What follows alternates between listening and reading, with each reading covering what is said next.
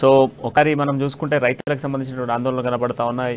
ఇక ఉమ్మడి మహబూబ్నగర్ జిల్లాకు వెళ్దాము. అక్కడ నుంచి మా ప్రతినిధి ప్రదీప్ అందుబాటులో ఉన్నారు. ప్రదీప్,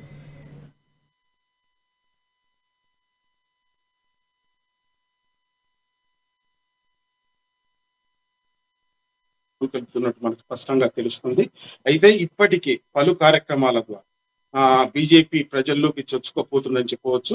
ప్రధానంగా ఉమ్మడి మహబూబ్నగర్ జిల్లాలో బీజేపీ పార్టీ రాష్ట్ర నాయకత్వం, అంటే జిల్లా నాయకత్వంతో పాటు రాష్ట్ర నాయకత్వం బూతు స్థాయి కార్యకర్తల నుంచి పటిష్టంగా చేయాలన్న దృఢ సంకల్పంతో ఉన్నట్టు మనకు స్పష్టంగా తెలుస్తుంది.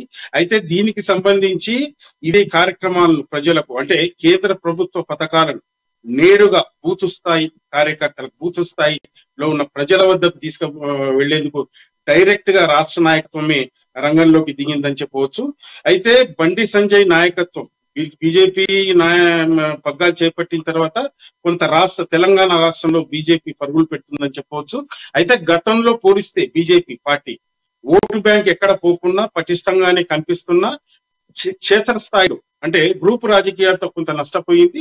అయితే దీన్నే ఉమ్మడి మహబూబ్నగర్ జిల్లాలో బీజేపీ, దక్షిణ తెలంగాణలో బీజేపీ పార్టీని పటిష్టం చేసే దిశలో భాగంగానే గతంలో కూడా ఇక్కడ రాష్ట్ర కార్యవర్గ సమావేశాలు నిర్వహించడం జరిగింది.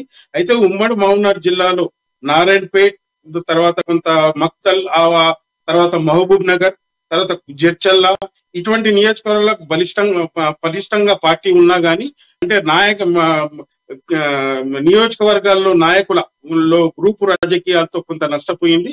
అయితే ఇప్పటికే పలు నియోజకవర్గాల్లో బీజేపీ గ్రూపు రాజకీయాలతో నష్టపోతుందని చెప్పవచ్చు. అయితే దీన్ని దీన్ని సవరించేందుకు రాష్ట్ర నాయకత్వం నేరుగా బూతు స్థాయి కార్యకర్తలకు వస్తుందని చెప్పవచ్చు. అయితే ప్రధానంగా బూతు స్థాయిలో ప్రజల్లోకి కేంద్ర ప్రభుత్వ పథకాలను తీసుకువెళ్లే దిశలో రాష్ట్ర పార్టీ కార్యవర్గం పనిచేస్తుందని చెప్పాలి. అయితే రాష్ట్ర పథకాల్లో భాగంగా రాష్ట్రంలో ఈ రోజు బీఆర్ఎస్ పార్టీ ప్రభుత్వ పథకాల్లో కేంద్రం వాటా స్పష్టంగా ప్రజలకు చెప్పడానికి ప్రయత్నిస్తున్నట్టు మనకు స్పష్టంగా తెలుస్తుంది. అయితే ప్రధానంగా రాబోయే ఎలక్షన్ లో బీజేపీ పార్టీ ఉమ్మడి మహబూబ్నగర్ జిల్లాలో వీలైనన్ని సీట్లు గెలవాలన్న దృఢ సంకల్పంతో అయితే ఉందని చెప్పాలి ప్రణయ్. అయితే దీనిలో భాగంగానే ఢిల్లీలోని నాయకత్వం గల్లీ వరకు వస్తుందని చెప్పవచ్చు. అయితే నేరుగా కేంద్ర నాయకత్వం, రాష్ట్ర నాయకత్వం బూత్ స్థాయిలో వచ్చి కార్నర్ మీటింగ్ ద్వారా ప్రజలకు చేరువయ్యే ప్రయత్నం అయితే చేస్తుంది. అయితే దీంట్లో భాగంగానే బీఆర్ఎస్ పార్టీ అవలంబిస్తున్న ప్రజా వ్యతిరేక విధానాలను నేరుగా ప్రజల్లోకి తీసుకెళ్తుందని చెప్పవచ్చు. అయితే ఇప్పటికే బీఆర్ఎస్ ప్రభుత్వం గత 9 ఏళ్లుగా, అంటే ఇచ్చిన హామీలను, రైతు బంద్ అయితేనేమి, దళిత బంధు అయితేనేమి, తర్వాత కరెంటు, ముఖ్యంగా రైతాంగానికి కరెంటు 24 గంటలు ఉచితంగా ఇస్తామన్న హామీని అయితే ఎక్కడా కనబడ్డట్టు మనకు కనపడలేదు. అయితే ఇప్పటికే రైతాంగం ఈ యాసంగి సీజన్ లో రోడ్లపైకి వచ్చి ధర్నాలు నిర్వహిస్తున్న పరిస్థితి నెలకొంది. అయితే ఉమ్మడి జిల్లాలో ఒకవైపు ప్రభుత్వం మేము అన్ని రైతులకు సంబంధించి, ప్రజలకు సంబంధించి అన్ని చేశామంటూ చెప్తూ ఉన్నా గానీ క్షేత్రస్థాయిలో మనకు నేరుగా వస్తే అయితే కనపట్లేదు. దాన్నే అజెండాగా ప్రధానంగా తీసుకొని అధికార పార్టీ చేస్తున్న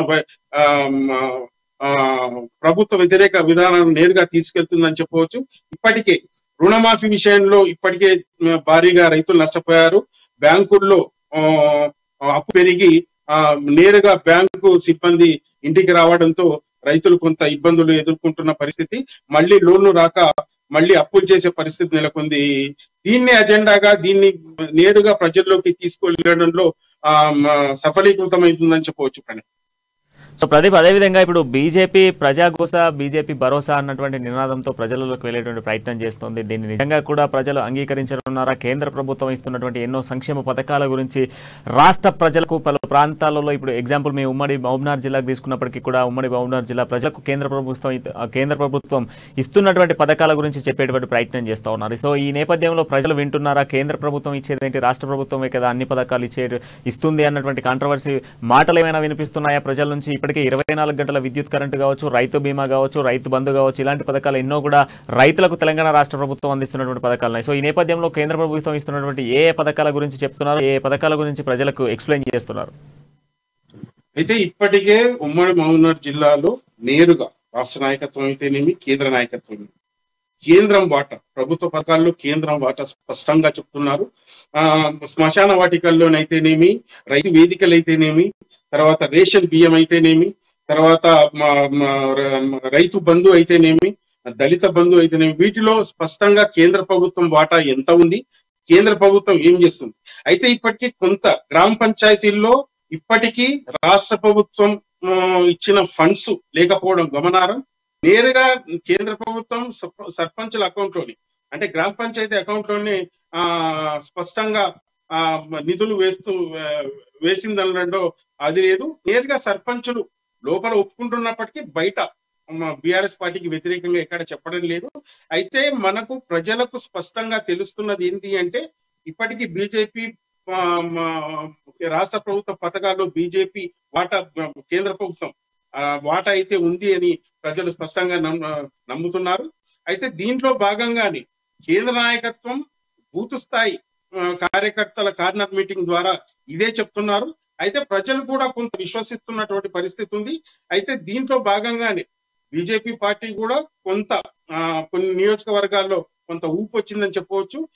ప్రధానంగా బీఆర్ఎస్ పార్టీ ప్రజా వ్యతిరేక వైఫల్యాలను బీజేపీ రాష్ట్ర నాయకత్వం అయితేనేమి, కేంద్ర నాయకత్వం అయితే ప్రజల్లోకి తీసుకెళ్లడంలో సఫలీకృతమైందని చెప్పవచ్చు.